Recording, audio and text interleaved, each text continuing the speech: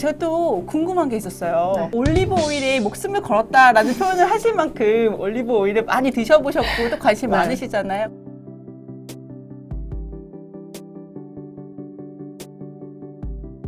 간단한 팁 같은 거 주시면 엄마들 요리할 때 좋을 것 같아요. 그래서 제가 왜 올리브 오일 얘기를 하냐면 이것도 건강이랑 연결되어 있는 게 제가 올리브 오일을 중요하다고 생각하게 된 계기가 있어요. 그게 네. 이제 로렌조 오일이라는 영화가 있어요.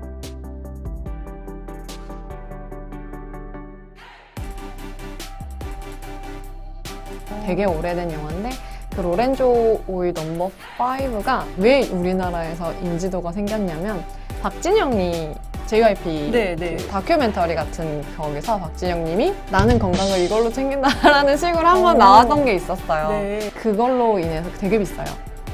한 병에 막 백화점에서는 8, 9만 원 넘어갈 때도 올리브 있고. 오일이요. 네, 네.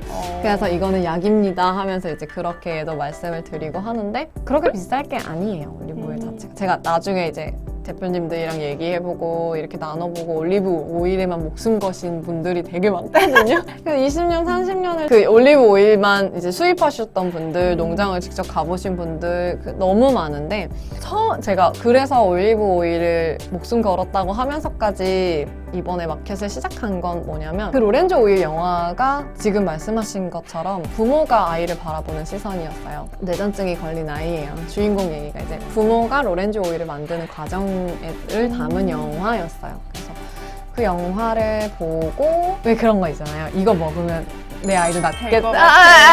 그래서 희망을 얻고 그거를 그쵸. 경험해본 엄마 아빠가 만들면 얼마나 잘 만들었을까. 약간 그 올리브 오일을 어떻게 만들어졌는지 궁금하시고 올리브 오일이 왜 좋은지가 궁금하시면 그 영화 보세요 라고 저는 이렇게 DM으로는 말씀을 네. 드려요. 물어보시는 분들이 있으면. 그거를 먼저 소개를 시켜드리고 올리브 오일에 대한 걸 저도 이제 찾아보고 뭐 유튜브도 다양한 분들이 생각하는 것도 들어보고 그렇게 했는데 이걸 좋아요하고 드릴 게 아니라 이게 왜 좋은지를 알려드려야 되겠다. 어떻게 활용하시는지를 알려드려야 되겠다. 저는 필두를 다 했다 생각하는데 네. 어려워하시더라고요. 네. 우리나라가 그래도 다른 유럽이나 이런 나라들보다는 사계절이 다 갖고 있기 때문에 되게 농산물도 풍부하고 수정도 풍부하거든요. 그걸 알고 나서 엄청 검색을 해봤더니 예를 들어 우리가 익숙한 기름이라고 하는 참기름, 들기름이 있잖아요. 네. 참기름, 들기름은 엄청 고소한 반면 뜨거운 거에 이제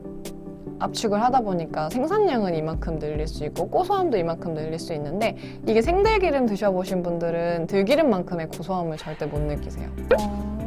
맛이 달라요. 맥맛이에요, 생들기름은. 그래서 제가 피드에 생들기름 올리는 이유랑 지금 올리브 오일이랑 되게 비슷한 개념이에요. 우리나라에서 익숙한 올리브 오일 대체품은 생들기름.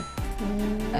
처음 알았어요. 네. 들기름, 참기름 보관할 때 소주병에다 보관하시잖아요. 네네. 아니면 갈색병에 올리브 갈색병, 오일 담겨져 있고 그 이유가 빛에 의해서 이렇게 산패되는 게 있어요. 네. 그래서 그걸 차광을 시키기 위한 병이 초록색 병인 거고 갈색 병인 갈색병인 거예요. 거지. 그래서 올리브 오일 지금 집에 있으신 분들은 보시면 이렇게 뒤집어 보시면 플라스틱 병에 들은 거는 그냥 발에 바르시라고 말씀드리고 너무 중요한 팁이에요. 네, 발에 바르시고 그냥 그렇게 차광이 잘 된 거를 쓰셔야 하는데 올리브 자체는 수확하고 3시간 이내에 압착을 하지 않으면 완전 산패돼요. 그래서 안 먹으니 못해요. 거기서 딴 거기 안에서 농장 안에서 따서 바로 콜드프레스에 넣어서 압착을 하거나 아니면 따서 모양이 못생기거나 품질이 떨어지는 종류들은 따로 빼서 그 통조림을 만들어서 저희는 통조림을 올리브를 먹고 그렇게 먹거나 이게 냉압착 시켜서 이제 오일 형태로 우리가 수입을 해오는 건데 이걸 대체할 수 있을 만한 게 우리나라에 없기 때문에 수입해오는 거거든요. 네. 소개시켜드리고 알려드리고 싶은 건 제가 아까 빛을 조심해야 한다고 말씀을 드렸잖아요. 차광도 조심해야 하지만 열에도 완전 산패가 진행이 돼요. 그래서 올리브 오일 제가 그 클래스를 했었어요. 네. 올리브 오일 클래스만 한 게 아니라 오일 클래스를 아예 따로 해서 집에 있는 기름들 다 모아놓고 제가 피드백 드리는 시간이었었어요. 근데 모든 분들이 가스레인지 옆에 다 기름 넣고 쓰시더라고요. 저도 그런데요. 똥돼요, 똥. 완전 똥돼요. 이게 그렇군요.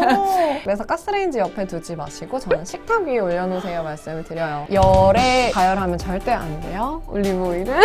어떻게 해요, 그러면은? 올리브 오일은 안 돼요라고 먼저 말씀드리고 엑스트라 버진이라는 게 있고 네. 퓨어라는 게 있어요. 엑스트라 버진은 좋은 품종의 좋은 올리브를 3시간 이내에 압착을 해서 열도 가하지 마라, 빛도 보지 마라, 빨리 먹어라, 뚜껑도 자주 열지 마라 해가지고 네. 250ml가 제일 보통이에요. 네. 그래서 이제 250ml 혼나는 거 아닌데. 네, 지금 아주 두근두근거려요. 작은 거를 따서 자주 빨리 드세요 해서 저도 맨날 한 달 말씀을 드려요. 근데 저희는 그 작은 거를 4병을 먹어요. 인원수도 많고 저희는 올리브 오일을 먹는 양이 많다 보니까 더 많아지고 있어요. 예전보다는. 예전에는 아이들도 어렸고 저랑 뭐 신랑이랑 둘째랑 많이 주로 먹었기 때문에 한 달에 250ml 한 병에서 2병 정도 먹었었거든요.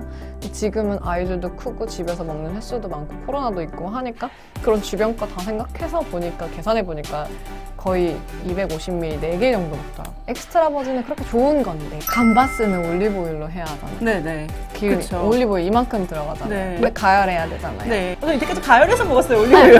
아니 가열해도 네. 돼요. 가열해도 되는 오일은 제가 아까 2개 말씀드린 것 중에 엑스트라 버진은 절대 가열하지 말고 샐러드로 먹거나 피자 시켜 먹었을 때 위에 둘러 먹거나 빵 찍어 먹거나 요거트에 넣어서 드세요라고 말씀을 드려요. 왜냐면 올리브 오일 스푼으로 그냥 약처럼 드시는 분들 목이 타들어가요.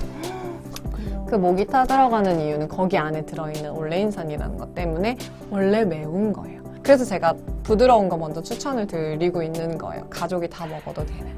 그래서 빵을 찍어 먹는다든지 샐러드에 뿌려 먹는다든지 하는 건 엑스트라 버진. 근데 이제 퓨어는 안 좋다고 하는 게 아니라 공정 과정이 다른 거예요. 이렇게 좋은 거는 엑스트라 버진을 만들고 그 올리브들이 이제 품질이 조금 떨어진다거나 멍이 들었다거나 하는 것들을 모아서 정제 과정을 거쳐요. 가열할 수 있는 정도의 발연점을 만들어 놓는 거예요. 가공하여서. 근데 우리나라 사람들은 퓨어라고 하면 우리나라 사람들은 깨끗해, 순수해, 맞아요. 더 좋은 그렇게 거야 생각하고 라고 있어요. 생각을 해서 네.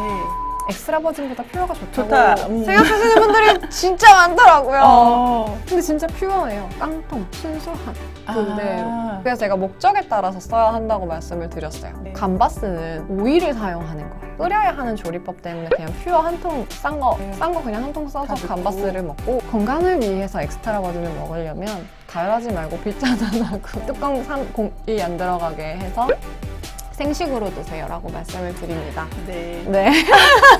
저 정말 좋은 올리브 오일 사서 전자레인지 옆에 놓고, 아니, 그 가스레인지 옆에 놓고 뚜껑도 잘 안 날 때도 많은데. 그건 그냥 발에 그렇군요. 바르세요. 저 발에 크게- 바르셔야 돼요. 크게 배웠어요.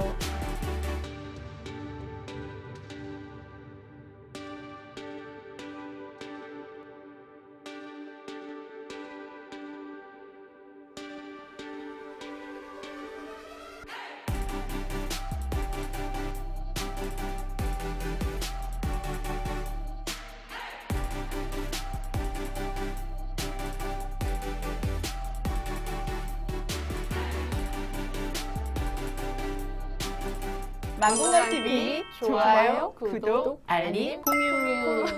공유해주세요.